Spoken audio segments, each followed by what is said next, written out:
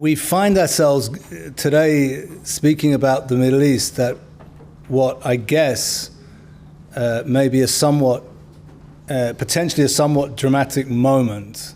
It's kind of easy to always say that when speaking about the Middle East. On this occasion, however, it may unfortunately, in fact, be true. And that is because potentially, though not certainly by any means, but potentially, the region today may be standing at the doorstep of a very, very serious region-wide conflagration. And what I want to try to do in this talk is to try to suggest the process by which we reach this moment, the main processes and stages and players involved, and perhaps at the end also suggest tentatively and humbly where things may be heading. To begin then, let me say the following. It has been customary in recent years for people like me, and particularly people like me that are based in Israel, speaking to groups like this, to characterize the essential strategic process in the region along something like the following lines. A coalition of states and non-state actors gathered under the leadership of Islamic Republic of Iran is issuing a bid to transform the strategic balance of the region, to end the US and US-associated hegemony in the region that has largely held since 1990, and to replace it with a new architecture in which Iran stands at the pinnacle. And gathered against this advancing force is a kind of inchoate, crystallizing counterforce of largely traditionally pro-Western players, variously held to include Israel itself, the United Arab Emirates, Saudi Arabia, sometimes held to include also Egypt and Jordan and Morocco, and a number of non-state actors too. The more astute members of our community, when outlining that largely accurate, if slightly simplistic picture, would, prior to outlining it, caveat this picture by saying something like the following. Note, ladies and gentlemen, that outside of this neat chessboard type picture of the Iranians and their allies versus an inchoate Western alliance, are a large swathe of the population of the region, namely the masses of Sunni Arab populations in the most populated areas of the Middle East, whose interests and political desires are not particularly represented by either of these forces. The Iran-led regional bloc is, with a small exception, which we'll get to, but with a small exception, is a gathering of non-Sunni forces, largely but not only Shia Islamist forces on the one side, and on the other side is a gathering which includes Israel, which is a flawed but functioning democracy, I suppose is the right way of putting it, accompanied by a number of other states for whom governance does not rest on the consent of the governed. And we're talking, of course, about the Gulf monarchies and Jordan, which is a kind of Gulf monarchy but located outside of the Gulf, and Morocco and so on and so forth. And what we know from all the moments, without exception, over the last 2 decades, is that when the Sunni Arab populations get the chance to choose the form of governance they prefer, they choose one or another form of political Islam. But what we also know, if we're giving this theoretical talk by this theoretical analyst who I'm conjuring up here, what we also know is that over the course of the last decade and a half, every project that the Sunni Arabs, as a result of political will from below, have tried to place on the map of the Middle East has been forcibly removed.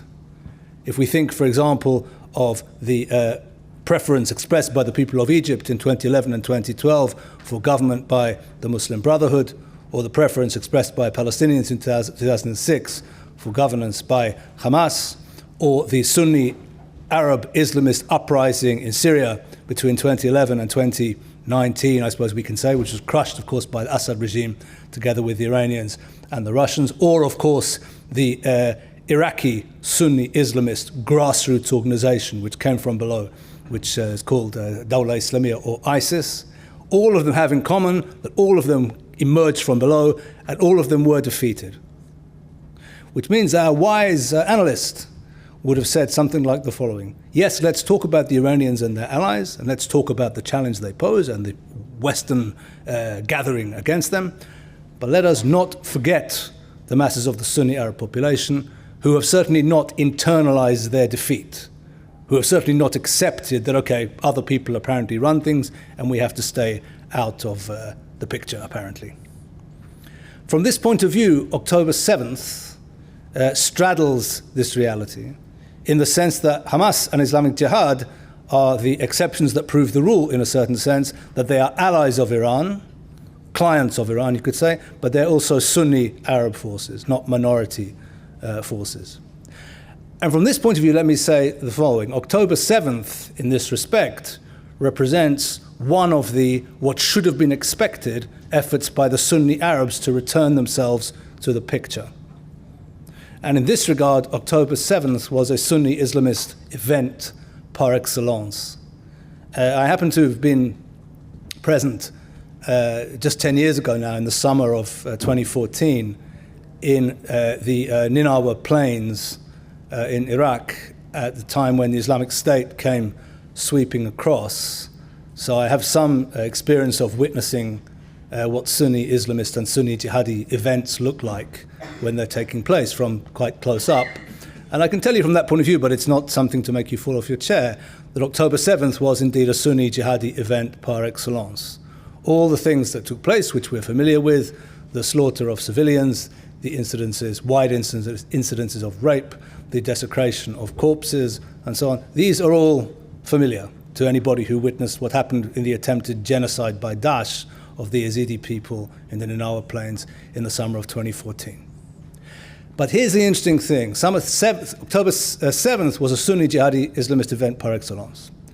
But October 8th, and every day that's come since then, was something quite different. October 8th, and every day that's come since then, was a mobilization of the Iran-led regional alliance par excellence.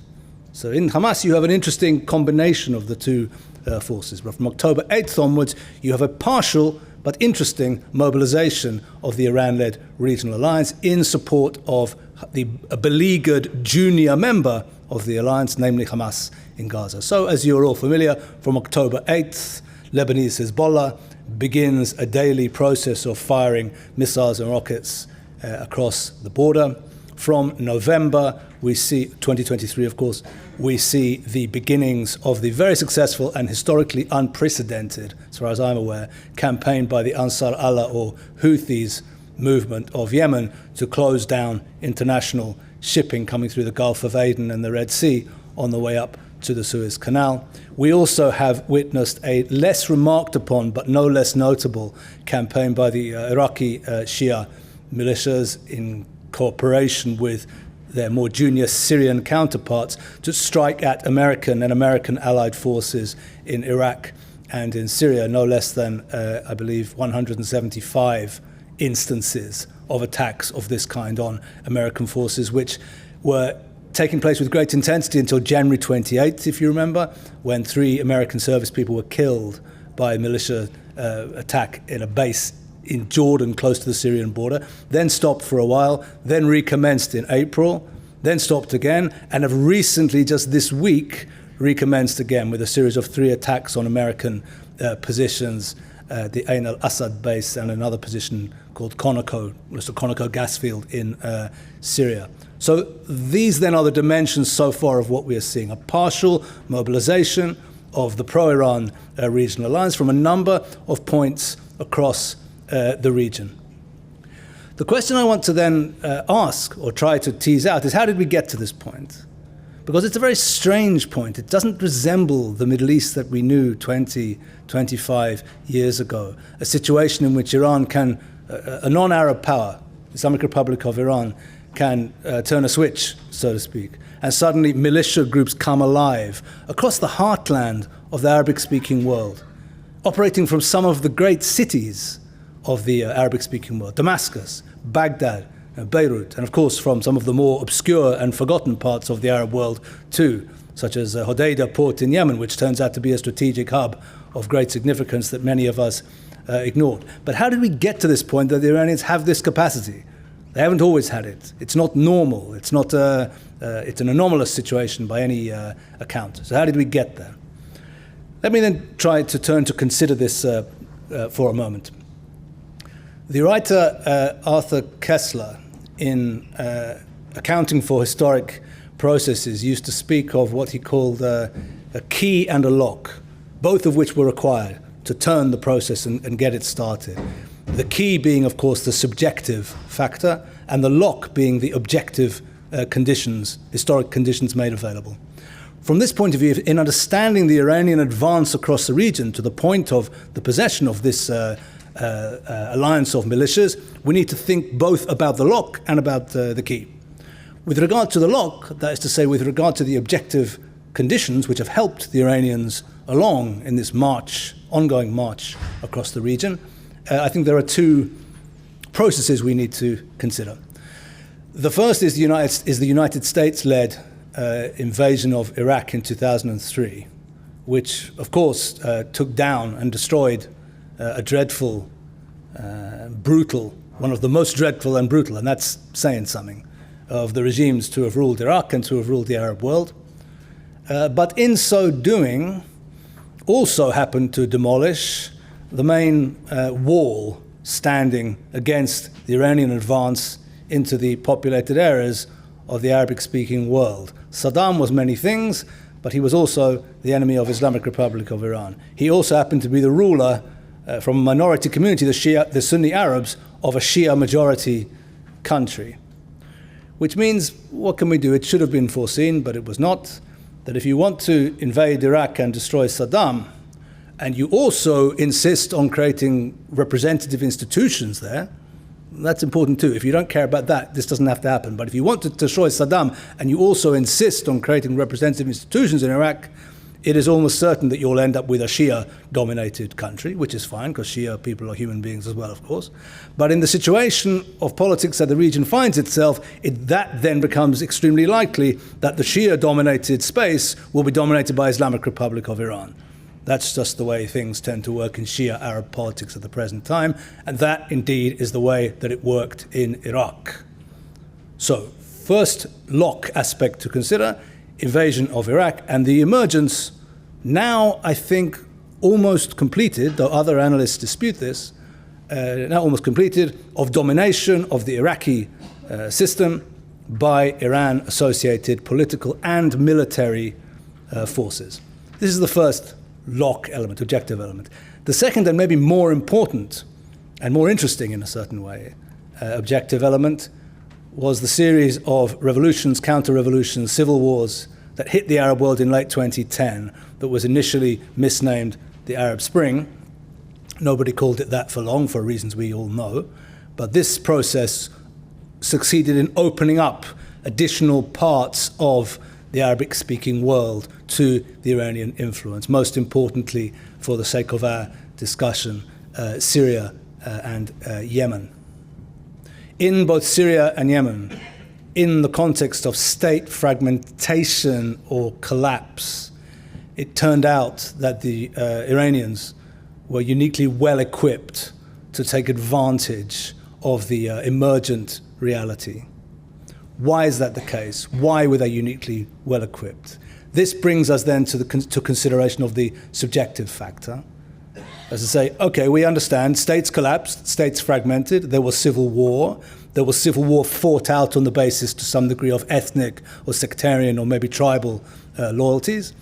But why does it turn out that the one who wins again and again in this context is Islamic Republic of Iran? And in this case, in this aspect, we have to consider the subjective capacities of Islamic Republic of Iran, and specifically those of the Islamic Revolutionary Guards Corps and of its expeditionary force, the Quds Force, which is a group of people with a skill set which, as it turns out, was and is remarkably well suited to the moment that our region is passing through. Because what is Islamic Revolutionary Guards Corps? What is Quds Force? This is not a conventional military organization, though it can be that when it needs to be. It is not an intelligence or counterintelligence organization, though it can be both of those things when it needs to be. But what it is, overwhelmingly, it is a gathering of people whose skill set and job description is the raising up of proxy political and military forces in neighboring countries that they might serve, depending on how you want to look at it, that they might serve the global Islamic revolution on the behalf of the oppressed of the earth, or if you want to be more prosaic about it, that they might serve the interests of Islamic Republic of Iran. This is a point worth pausing on. Most countries do not possess an institution of this type. The United States does not, the UK does not, Israel does not. This is not the type of organization possessed by a conventional state.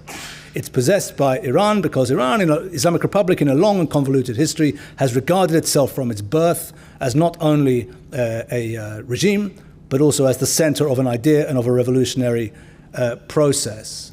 So most countries don't have an organization like this. But here's the interesting thing. When you don't have the lock factor in addition to the key, when you don't have the objective conditions, the IRGC doesn't necessarily get very far. That is to say, to put it in clear terms, when states have strong security structures that are able to resist the attempt by IRGC in its various forms to get in and penetrate and subvert, then they manage to stop it. The IRGC doesn't get very far, for example, in eastern Saudi Arabia, even though there is a large Shia Muslim population there. It doesn't get very far in Kuwait, where there is also a large Shia population. It doesn't get very far in Bahrain, even, where there is a weak monarchy and a Shia majority. But in a situation where across large swathes of the region, political authority has collapsed and wars over the ruins are being fought out by political and military organizations, often organized on a religious, sectarian or ethnic or maybe even tribal capacity, then the possession by a state of a group of people whose specific skill set is the raising up of proxy political and military organizations will be worth its weight in gold to the state that possesses such an organization. Iran possesses such an organization. No other regional state did or does. And for this reason, it seems to me, we can understand the success of the Iranians in applying the methodology and praxis of irregular warfare of IRGC in context after context, different contexts, in Iraq, in Lebanon, in Syria, in Yemen, also among the Palestinians, and in coming out successful as a result. Let me just very briefly give you an example from my own work of what I mean by this, so it doesn't sound excessively sort of abstract or theoretical. In Syria, in the first couple of years of the civil war, the Bashar al-Assad regime was up against a structural problem which could have destroyed it. And this was the problem that Bashar did not have sufficient numbers of loyal fighters willing to take a bullet for him, and that derived not from the fact that Bashar was running a particularly unattractive regime, even though he was, but rather from the fact that an uprising was underway against him, which emerged from the majority, 60% Sunni Arab population in Syria, and his own regime rested on a much more narrow pillar of support, which meant that he couldn't trust large parts of the army that he theoretically had on paper. And he was running short of, he was worried and running short of people. And what the Quds Force, in the shape of then Major General Qasem Soleimani, was able to do was to respond to Assad's entreaties by saying to him, no problem, what we're going to do is we're going to come to your country and we have a method of creating a whole new armed force for you from scratch. We're going to recruit it, clothe it, train it, and deploy it. And this is what they did. And they recruited from among young men from minority communities in Syria, not only Alawis, which of course is the Assad's own sect, but also Druze, also even some Kurds, also some Shia, and some Sunnis as well who are aligned with the regime. They created a new armed force, unified and put it in the field. And it succeeded in blocking the way of the rebels, not indefinitely, but for a sufficient amount of time that it took until 2015, when, if you remember the Syrian civil war, Russian air power entered the picture and the issue was decided. But the Iranians managed to do that because they had an existing method and a group of people who knew how to do this stuff. And we know that it's not easy, because Syria also offers us a case study of how not to do it. Because on the other side from the Iranian Bashar al-Assad side, were attempts by the Americans and the Turks and the Gulf Arabs, specifically the Saudis and the Qataris, to try to pull off something similar on the rebel side, to pull the rebels together into a united army that could threaten the regime. And there what we saw was how not to do it. Because what was produced was complicating lines of support, crisscrossing each other and resulting in chaos and failure. So we see that the Iranians know how to do this, we see that it's not easy, and we see that they're able to adapt the method to different contexts. Contexts like Lebanon and Iraq, where you have ostensibly and maybe even actually existing electoral structures, which are not completely sovereign. You don't have sovereignty of parliaments, but they're real parliaments. They're not fake parliaments like Bashar Assad has. In those contexts, the Iranian party will become a party in the real sense, a political party as well as a militia. In the Syrian context, where there is no such possibility of representation, then they don't bother, of course, with anything like that, and they form militias and they connect to power structures within the regime itself, understanding the way that power works in the Assad system. Specifically, as people here, some people here I know are aware, specifically to the Air Force intelligence and to the 4th Armored Division. These are the elements of the regime that Iran has connected to in Syria. So the method is efficient and it is also adaptable. And as a result of this application of this method to the historic conditions of the Arabic-speaking Middle East, over the last 10 or 15 years, Iran has come to the situation which we witnessed on October 8th, where it can flick a switch, so to speak, and suddenly militias, military groups come alive and begin to operate in context after context, in coordination across the Arabic-speaking Middle East. Thus far, then, with regard to the Iranian method and how it got the Iranians to where they are. What about with regard to the counterforce? We used to talk, our theoretical analyst who we spoke about a few minutes ago, he or she and many others were very keen on talking about, yes, there is the Iranians, but there is also the emergent counter-alliance as well. The counter-alliance has always been a much more inchoate and less crystallized force than is the Iranian grouping. Nevertheless, it enjoys considerable advantages over the Iranians and their friends, which we should not forget. Who would we include in this group? We've already said Israel, United Arab Emirates, the Abraham Accords countries, of course, and probably also on a tacit level Saudi Arabia, and maybe also Egypt and Jordan and Morocco. What are the advantages that it enjoys, that this group of countries enjoys over the Iranians, even though they're much less organized and crystallized than the Iran-led alliance? Well, the answer is kind of obvious. When it comes to conventional activities of almost any kind relevant to statecraft, these countries are far more advanced than the Iranian side is. First and most importantly, perhaps, in the field of economic activity. The Iranian alliance is an alliance of the poor. And you know something? It's an alliance of the poor that's getting poorer. Because the Iranian-led method produces poverty and impoverishment and eventual economic collapse in the countries which it takes over. It doesn't have an economic model, not for Iran itself, not for the countries that it rules. By contrast, the counter-alliance is an alliance at the center of which are rich countries, economically successful countries. Think of Israel, think of United Arab Emirates, and so on. So conventional economic activity. Conventional military activity as well. Let us not forget that what the Iranian method, the IRGC method, is very good, but it is a method which emerged because of Iranian conventional military weakness and the absence of desire on the part of the Iranians to become strong in a conventional military way. To put it in a not nice way, the Iranians are happy to fight to the last Arab, so to speak, but they don't want to fight to the last Iranian. And the method enables them, maybe for a while at least, to do that. So conventional military activity. People here probably remember the famous war between the wars that the security establishment in Israel was very proud of up until October 7th. We're having this war between the wars. Well, we were managing to stop the Iranians through conventional intelligence and conventional air activity in Syria and Lebanon, week after week, month after month, to frustrate their designs, so we thought.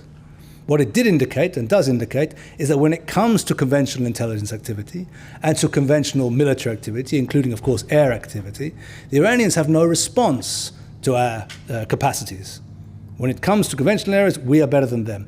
Even conventional diplomacy. we talk about the Iranian attempt to surround Israel with what is now called, they call it a ring of fire. This is the phrase that everybody likes at the moment. Yeah, with Hamas in Gaza and Hezbollah in Lebanon and Syria, the militias in Syria, and Jordan being subverted by smuggling lines down from Syria through into the West Bank. So there is this ring of fire. Note also that there is an Israeli counter envelopment conducted by conventional diplomatic means, not by use of militias. Look at the Israeli relationship with Azerbaijan. Look at the Abraham Accords, Israeli relationship with United Arab Emirates. Look at the map, and you will see this brings Israel also to an attempt at a kind of counter envelopment of Iran. So when it comes to conventional activity, the Western, more inchoate, less crystallized force has various advantages. It's just that the Iranian method happens to be extremely well suited to the moment that the region is passing through of state collapse and fragmentation. Thus far then with regard to this issue. So the two sides face one another. Once again, the pro-Western alliance is not an alliance, not yet. It is still in the process of being put together. Abraham Accords is one of the steps in trying to create this alliance. The Mideast Air Defense Alliance, notionally, which was in the skies on April 13th, April 14th, when the Iranians attacked Israel, is another element, even though in my humble opinion, I'm not an air defense expert, but this air defense alliance mainly consisted actually of American and Israeli air defense capacities, not really that importantly of other countries as far as I can see. But the air defense alliance, the I2U2 alliance, which maybe you're familiar with, which brings together the United States, United Arab Emirates, India and Israel into a notional alliance. The Negev Summit, again, where countries are meeting regularly, Abraham Accords countries, to discuss and reach solutions on policy issues. The Mideast Trade Corridor, which is supposed to be a rival corridor to the Chinese Belt and Road project across the region. It is going to stretch when anybody gets around to start actually putting it together from India across the United Arab Emirates, then to Jordan and to Israel. So various elements, various components in which countries are attempting to put muscle on the bone, if I can put it that way, of the counter-Iran alliance. Thus far then, with regard to the main picture I wanted to paint, I want to just take a couple of minutes now to consider briefly the role of global actors in this picture. Very briefly, I'll just look at the United States and Russia and China with just a few sentences on each. With regard to the United States, of course, is the most central and pivotal actor here. The United States, in my estimation at least, is mainly notable for its desire to be absent in the Middle East. It's not absent, and it's not going to be absent, but it kind of wants to be as absent as it can be. And this, I think, is a characteristic which has been common, has been shared by the last three administrations, which of course had very, very different or even opposing, or certainly opposing, rhetorical styles, with Biden and Obama on one side and obviously Donald Trump on the other. But when it comes to not wanting to get involved in new adventures and new projects inland and upstream in the thankless, ungrateful Middle East, this is a sentiment shared by, I think, all three presidents. Donald Trump put it in his own inimitable way. As a Syria watcher, all of us Syria watchers noticed this and maybe laughed a bit in private when he said there's nothing in Syria except for sand and death.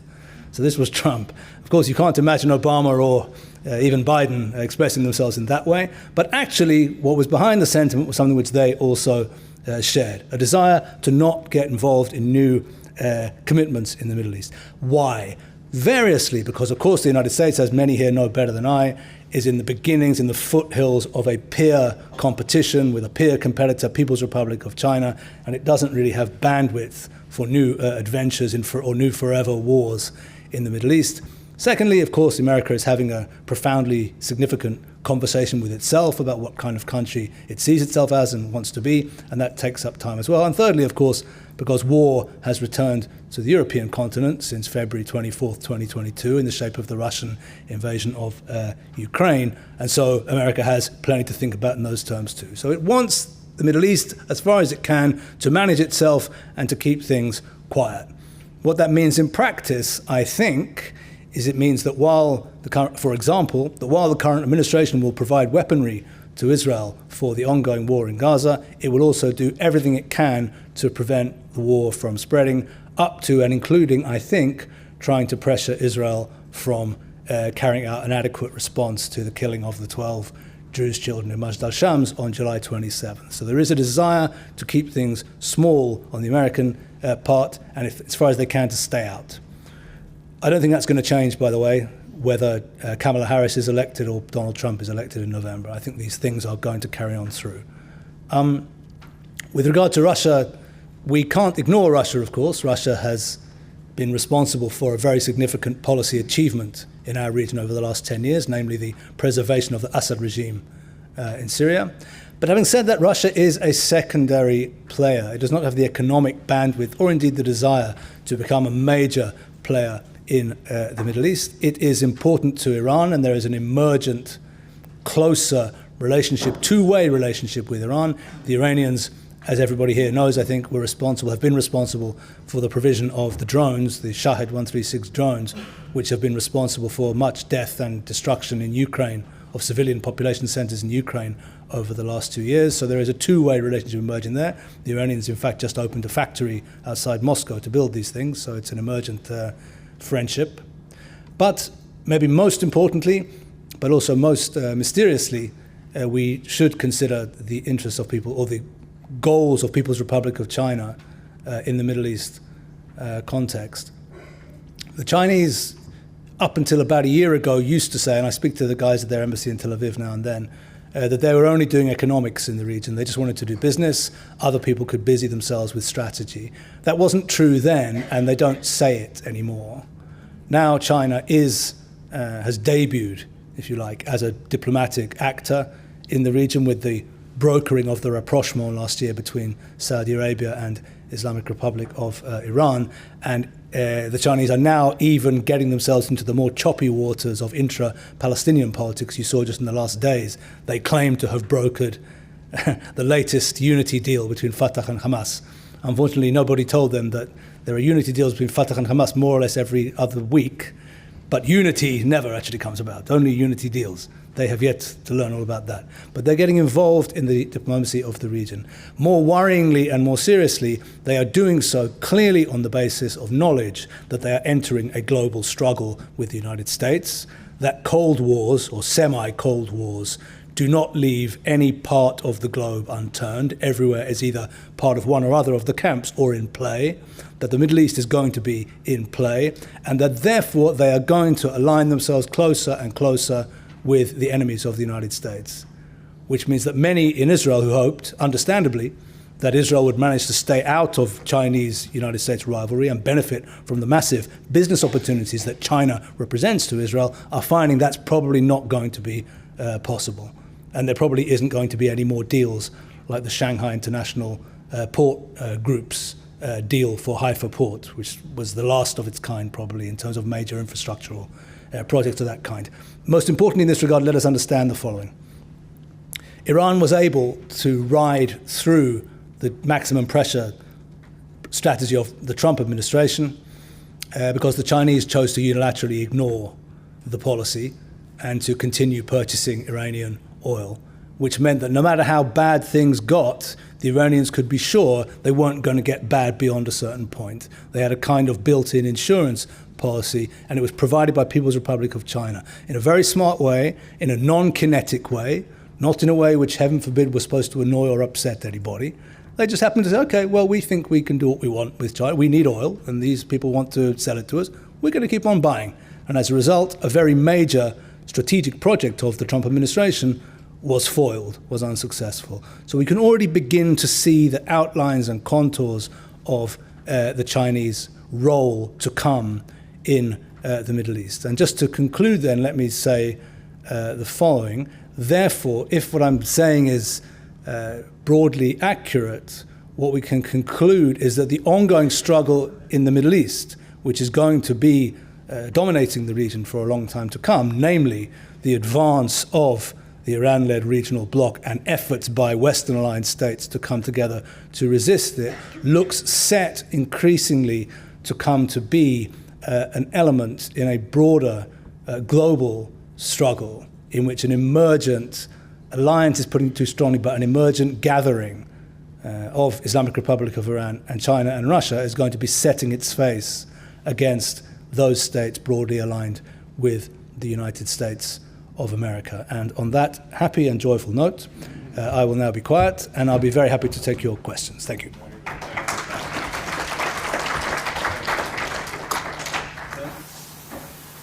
Thank you for a very sophisticated analysis. I know the work of the Middle East Forum, and I've admired your work for many years. Thank you. So kudos to you. Here is my question. When you look at these two arches, the Iranian arch and let's say the counter arch, right? The Iranian arch is already there and working. The other arch, the counter arch, is talking about working, but there seems to be an obstacle, which is the Palestinian issue, in order to move it from where it is today to where it could be tomorrow. I'm talking about the Saudis, who were very close to build that arch and then retreated because, as they claim, they cannot do it while the Palestinian issue is in such turmoil. That brings me to another point, which has been touted by your president, Dan Pipes, for many years, that Israeli strategies should strive to have a decisive war against the Palestinians. So you have a contradiction built into this situation. If Israel is to have a decisive war against the Palestinians, how is that counter-arch going to be built? With regard to the broader question which you asked, though, about the Palestinian issue, look, I can tell you that from my own sense or understanding, at least, of the Palestinian issue, the issue is blocked. And I think, at least, that it is blocked because on the basic understandings of what would constitute historic compromise, the sides are not in agreement and are not going to be in agreement anytime soon. I don't think we need to be surprised or mystified as to why every diplomatic effort, sincerely posed, has failed, as on the rocks of the Israeli-Palestinian conflict. There is not, in my humble estimation at least, an agreement for partition of the land to finish the conflict on the Arab, Muslim, Palestinian side, and increasingly on the Israeli-Jewish side, there is also not agreement on this issue. So in this respect, I think we are getting further away from being close to that median point rather than closer to it. One can apportion blame as one wishes, so to speak, but in terms of the actual situation, this is where I think we are at. The question then arises, can this counter-alliance be worth anything, even in the absence of historic compromise between Israelis and Palestinians? My own sense, at least, is that it can, but not to 100%, but not 0% either. One has to work with what reality makes available. It's notable that the Abraham Accords, after all, were themselves signed at a time when Israeli-Palestinian diplomacy was at a low point, one of its many low points. This would seem to me to suggest that there is a basis for pragmatic cooperation, even in the absence of that. Whether we will get to the El Dorado, so to speak, of Israeli-Saudi formal diplomatic mutual recognition in the absence of advance on the Palestinian cause, it may well be the case that this will be postponed for a long time to come. Does that mean that there cannot be nevertheless useful and productive cooperation between the Saudis and the Israelis and the Emiratis and the others? It doesn't mean that. I think that there can be, and indeed that there has already been, practical, tacit cooperation on the ground. So I think that at the end of the day, we will see that there can be progress even in the absence of this area. I must say, you didn't quite ask this, but let me just add the answer by saying that I'm worried nevertheless about the capacities of this counter-alliance that you hinted at in the first part of your question. How far are they going? How good are they at this stuff? My sense, unfortunately, is that in Israel, maybe people were a little bit overexcited at the time of Abraham Accords, and they imagined that now they had these staunch, powerful new friends down in the Gulf, the Emiratis and the others, who would be with them through thick and thin. And then, of course, you saw shortly after the signing of the Accords that the Emiratis tried, and have been trying hard, to have rapprochement with the Iranians as well. My own sense is that without very strong American leadership, the Gulfis will tend to hedge their bets. If they think that the Americans are on board and are leading this alliance, that CENTCOM is there and that the Sixth Fleet and the Fifth Fleet are there, and even more importantly than those, that there is will on the part of the President to push this forward, then they will be part of this alliance to the full extent. But if not, they will not be. And I'm not quite sure if there is going to be in the immediate future. Thank you very much, Jonathan, for a great presentation. You painted this contrast between the event of 7 October itself, what you kind of described as a signature expression of radical Islamist Sunni radicalism, so to speak, and you said you saw like similar scenes like elsewhere where this kind of like ideology struck, and the event of 8 October, where you said like this whole like Iranian-led alliance came in, right? To which extent would you maybe say, nevertheless, that the event of 7 October itself was, at least in some kind of way, green-lighted by Iran or like encouraged by Iran, maybe also like in response to this perception of weakness, right, that you just described in the world in this like restructuring? Second question, what role do you think could the Kurds maybe play if the West would be maybe decide to become like a more decisive player in this conflict? Thank you. Sure, thanks, Mark. Okay, so with regard to the first question, yeah, I think there's no doubt that, as we know and we observed, there was plenty possible to observe also in the months prior to October 2023. There was a kind of diplomatic ferment going on between the Iranians and Hamas and Hezbollah, and something clearly was being planned. I don't know the extent to which there was coordination. I don't think any of us do on the day. I don't think that any evidence has emerged to suggest that there was tactical moment-to-moment involvement of the Iranians. Certainly I'm not aware of any such evidence. But undoubtedly there was a sense that something was going to happen.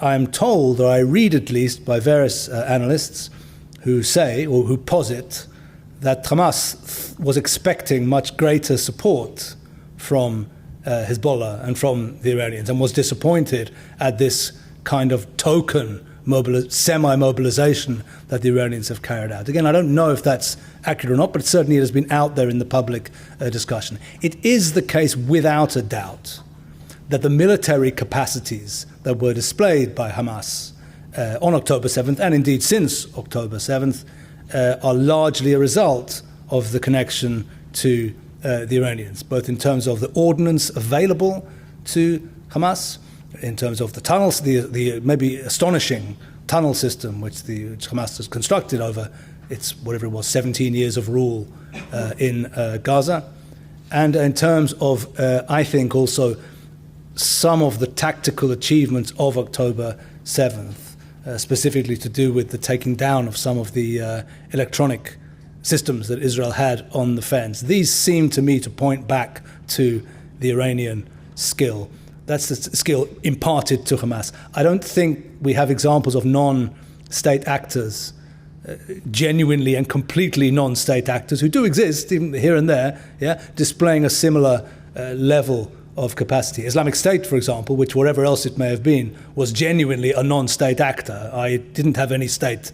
It had a friendship with the Turks on a certain level, but no state stood behind it at any time. Did not have anything remotely approaching these capacities. You remember, probably, I know our mutual friend and myself as well, reported in Mosul city during the ISIS war. Look at the primitive use that ISIS made of quadcopters. Interesting, but primitive use of quadcopter drones, compared to the kind of capacities that Hamas and, of course, Hezbollah have in this regard. Yeah, undoubtedly, the friendship and connection with the Iranians is an integral part of October 7th. I wish we should note also that the relationship has not, of course, always been one of plain sailing between Hamas and the Iranians. And this, to some degree, I think also explains the Iranian response from October 8th onwards of not complete mobilization. Hamas is not a proxy and not a creation of the Iranians. It is a Sunni Arab organization, after all. It's, from this point of view, outside of the usual Iranian friendships. And it tried its best, as I think probably many people here know, to get as far away from the Iranians as it could during the moment of Arab Spring, when it thought, along with many of the rest of us, myself included, except that they were happy about it and I was not, it thought that a Sunni Islamist power bloc was being born in the region, gathered around Turkey and around then Muslim Brotherhood-controlled Egypt. Hamas thought that was being born, and it ran as fast as it could to get out of Damascus, away from Bashar al-Assad, and towards this new force. And then, unfortunately, it found out, fortunately for us, but not fortunately for Hamas, that this bloc was not being born at all, or it was born and then very rapidly died within about a year or so, most importantly because, of course, of the Egyptian military coup of July 3rd, 2013. And then it had to crawl back to the Iranians. But it did crawl successfully back to the Iranians. It took a while, but it did. But it's a problematic relationship, which means that I think this also to some degree informs the Iranian response. But in short, without the Iranian connection, you're absolutely right, the tactical events witnessed on October 7th would not have been imaginable. With regard to the Kurdish issue, yeah, I do think that it's unfortunate that the West has never... that the West has not managed properly to commit to and therefore capitalize on the loyalty of the Kurdish population, specifically of Iraq and Syria. The Iranian Kurds also have potential, I think, untapped, and Turkish Kurds is a bit of a different question because Turkey is at least allegedly still an ally of the West. In both the Iraqi and the Syrian cases, the Kurdish populations have been loyal to the West, have been vital allies on the ground to United States air power in both cases against Daesh and other enemies. And even today, the reason why the United States, if it wants to, but it does have a seat at the table with regard to Syria's future, is because the United States controls 30% of Syria, including much of the best water resources, best agricultural resources, and what oil and gas there is in Syria. And it controls all of those because of its alliance with the Syrian Kurds. But the problem is that this is a very reluctant connection. You know, this is not really even a relationship at all. It doesn't even deserve to be called that. When we think about the fact that the United States maintains a presence in Syria, controlling 30% of the country, but the official reason for that presence is only for the fight against ISIS, Operation Inherent Resolve, which is largely concluded now, which means that what I perceive at least as a very important strategic presence of America in the region rests actually on a fiction. And Congress knows it's a fiction, but it kind of, at least for now, has agreed to allow this fiction to pass. This is a travesty and a failure to take advantage of potential, in my opinion. I happen to also think that the failure of the West, with the exception of Israel, but not very importantly, but nevertheless notably, the failure of the West to support the independence bid of the Iraqi Kurds in September 2017 was a similar failure. Where does this failure come from? Partly from a desire to get out of the Middle East and therefore not to get involved with anybody. This is we discussed earlier. I think there is a deeper reason as well, which I find problematic, which is that the foreign policy establishments of the United States and of Britain and of France have a kind of built-in hostility to the birth of new countries in the Middle East, with the exception, of course, of a Palestinian state, which they all want very much. But when it comes to the birth of new, especially non-Arab entities in the region, they have an absolute fear of that. They want these countries to stay together. They want to use the Kurds as their friendly element inside these entities. But this is not the way to build long-lasting partnerships, and I think this attitude needs to change if we are to have success.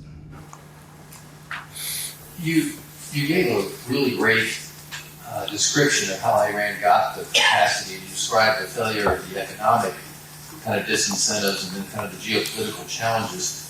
What are either the political, military, or other methods as an analyst who think that there could be degradation over the next years in the Iranian capacity?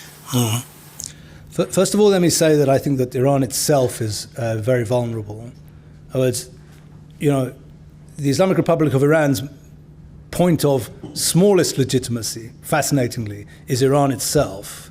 It's able to pull out thousands of loyal people and passionately loyal people in the Arabic-speaking world. In Iran itself, we just saw they had a presidential election, of course, after the President Raisi was killed. We saw very, very low turnout, absolute absence of enthusiasm for the election. They even, I think, in my estimation, had to allow this so-called reformer, Pezeshkian, to stand to try to draw in elements of the population to the election who otherwise would have been indifferent to it. They are managing the economy enormously badly. Unemployment is high, inflation is high, the currency is on its lowest level of value against the dollar and on record. So there's much potential, I think, to work on inside Iran itself.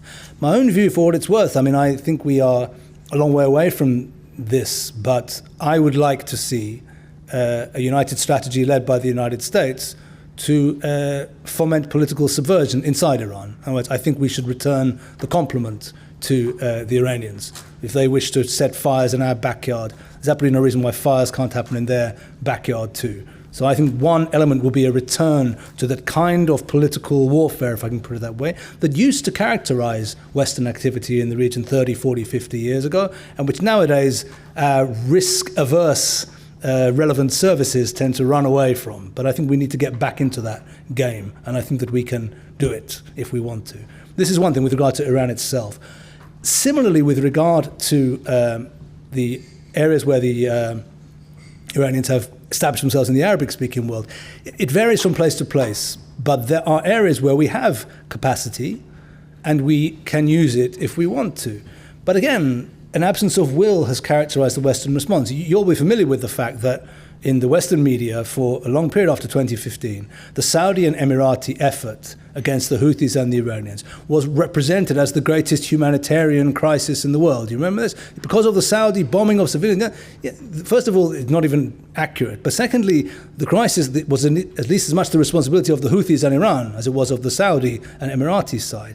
But the point is that we should have been, as the West, getting behind those forces, because there we have forces willing to put up a fight, who in fact did prevent the strategic catastrophe which would have taken place had the Houthis and Iranians reached Bab el-Mandeb, right at the south of Yemen, and then they would have been able to choke off completely shipping coming through the Gulf of Aden to the Red Sea. So we have assets, but because we're not seeing it properly as the contest that it is, we are reluctant to make use of them.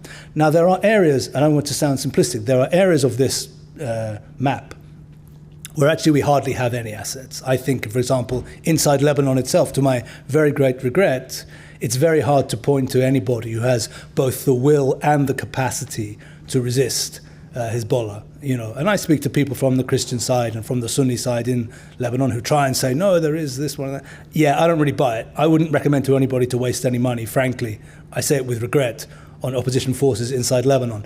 But inside Syria, we already talked about the Syrian Kurds and the 30% that SDF controls inside Syria. The Turkish element also, by the way, can be useful here, even if we don't like the way that they look at things ideologically. This is a useful counterforce as well. Inside Iraq, you still have real politics going on. There are plenty of forces that are not owned by the Iranians that you can work with. So there are many, many forces across the region that we can work with, and inside Iran itself there is potential too. We need, I think, first of all, to understand the nature of the contest in which we are engaged, and then we can begin to allocate resources logically in that direction. Now, of course, there is above this a massive shadow, which is the Iranian nuclear ambition. And frankly, I am not convinced right now that there is necessarily will on the part of the West to act effectively against an Iranian attempt at breakout. I think in Israel, if Israel knows in sufficient time that the Iranians have decided on breakout, then there will be Israeli military action of one kind or another against the program. But this will be in the nature of a Hail Mary pass, I believe it's called in American football. It'll be like, okay, this is the lot, we have to do something, even without the Americans. It will be a very desperately difficult move. So the nuclear shadow over all this is very, very relevant indeed. And again, let me make it clear, if Iran does go nuclear, that doesn't change this picture. The same contest will go on. They won't launch nuclear weapons tomorrow morning or something. It'll be the same picture, but with a massively strengthened Iran in which any real move against the Iranians becomes massively difficult. I believe that Israel should be doing everything in its power right now to end the de facto Islamist rule in Gaza and close to the border in Lebanon, because I believe that if Iran goes nuclear, doing anything like that in the future will become massively more complicated. You'll bring about a nuclear crisis every time you want to act properly against Hezbollah in southern Lebanon after it kills some children, heaven forbid, in the Golan or somewhere else. So I think we need to act now against those forces. But my sense is that we have many assets on the ground for political warfare. And if you remember, I mentioned also that when it comes to conventional capacities outside of this arena that we're discussing right now, our side has the advantage, physically at least, when it comes to conventional economic activity, military activity, and intelligence activity, and diplomatic activity. We are better at that stuff in any case. We have the advantage than the Iranians. So there's many assets, but what we don't have right now, as I see, is will. The absence, the factor which is absent right now is will on the part of the West to undertake this contest. To what degree are the next 6 months of particular danger due to the weakness of the current American government and the uncertainty over whatever the next president, whatever that is, might be doing? In other words, there's something particularly fraught about the next 6-month period. I do think so. I mean, thank you for that question. I think that in any case, even without connection to the United States presidential elections, we're at a very fraught, very tense moment. And I do have the sense that it may be the case that on the other side, on the Iranian Hezbollah, Shia Islamist side, there could be a misreading of that situation. In other words, that the sense that America is weak, America is involved in its own troubles or its own issues and so on, and therefore a misreading of what that means, and therefore an inclination towards a greater adventurousness, which can then lead to deterioration, to conflict. Yeah, that's a potential dynamic which I would tend to take very seriously. I mean, after all, we know that our Islamist enemies have a tendency to misread our systems, and then we pay a price for it. Generally, they pay in the end a greater price for it. But they have this tendency, and we know the famous example everybody gives is that, of course, of Hassan Nasrallah saying on Lebanese TV after the 2006 war, if I'd known the nature and extent of Israeli response, I would never have launched the operation to kidnap the soldiers, which launched, of course, the 2006 war. My sense, at least, we don't yet know, I hope we'll know in the future, may well be that one of the reasons why Sinwar and the others in Gaza thought it was a good time for launch, and perhaps those behind them as well, thought it was a good time to launch an assault against Israel, was because, again, they perceived the internal strife and disunity in Israel in the months preceding October 2023 as a sign of fatal societal weakness. Of course, it was not a sign of fatal societal weakness. As we know, democratic politics tends to be inelegant. Right? It tends not to be like a dance. It's more like a brawl than a dance. Yeah. But this can cause those who don't come from within those systems to misinterpret that as evidence of weakness, and then to act in ways that end up being detrimental to us, but in the end also to themselves. So yeah, I don't in any way rule out that dynamic. I take that very seriously, and I think we should be watching that very carefully over the months ahead. I'm worried that my powers of prediction are not necessarily good, and therefore my claim this is unlikely isn't necessarily worth taking to the bank, and we might end up in a hell of a conflagration, which is going to, along the lines we've been discussing for the last 90 minutes, which will be transformative of the region and maybe transformative of many of our lives as well.